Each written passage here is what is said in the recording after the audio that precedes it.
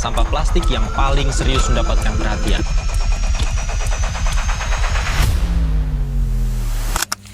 Halo everyone, kita dari kelompok 6. Kita mau ngapain sih hari ini? Kita mau ngebahas tentang Fast Beauty dan ISG. Pada tahu gak sih apa itu Fast Beauty? Nah, Fast Beauty itu adalah fenomena brand kecantikan yang memproduksi produk secara masif. Intinya adalah cantik boleh, Kalap jangan. simak video ini ya.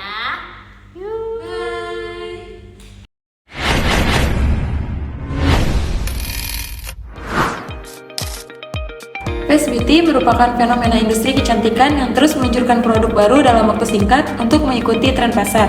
Fenomena ini mendorong konsumen membeli produk secara berlebihan, meskipun belum tentu dibutuhkan. Akibatnya, terjadi peningkatan limbah kemasan plastik, penggunaan sumber daya alam yang berlebihan, emisi karbon dari proses produksi dan distribusi, serta berbagai isu sosial dan tata kelola perusahaan. Green Finance adalah konsep keuangan yang mendukung kegiatan ekonomi berkelanjutan dengan mempertimbangkan aspek lingkungan, sosial, dan tata kelola.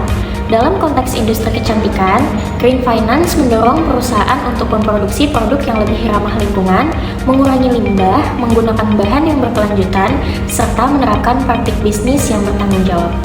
Dengan Green Finance, perusahaan tidak hanya mengejar keuntungan, tetapi juga memperhatikan dampaknya terhadap masyarakat dan lingkungan.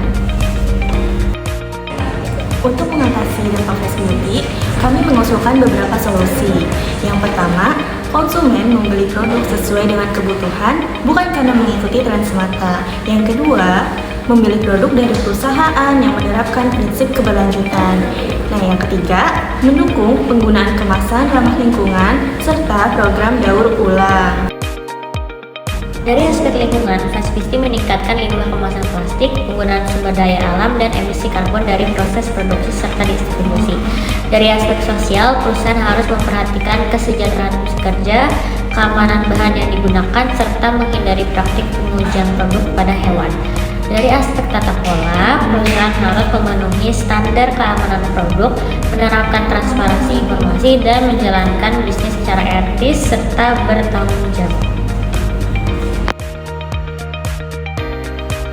Solusi yang kami usulkan mendukung beberapa tujuan SDGs. Yang pertama ada Responsible Consumption and Production, yaitu mendorong pola konsumsi dan produksi yang bertanggung jawab. Kemudian ada Decent Work and Economic Growth, yaitu mendukung kesejahteraan pekerja dalam industri kecantikan. Kemudian ada Partnership for the Goals, yaitu mendorong kolaborasi antara konsumen, perusahaan, dan pemerintah dalam menciptakan industri yang berkelanjutan.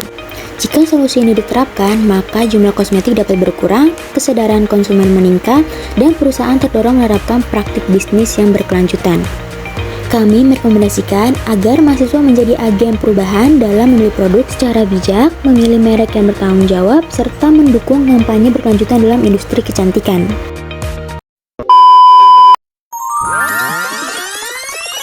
Setelah ngebahas Fast Beauty ini, aku baru sadar ternyata tren skincare dan makeup tuh cepet banget berubah ya. Kadang kita beli bukan karena butuh, tapi karena lagi viral aja. Iya, terus produk lama belum habis, udah muncul produk baru lagi.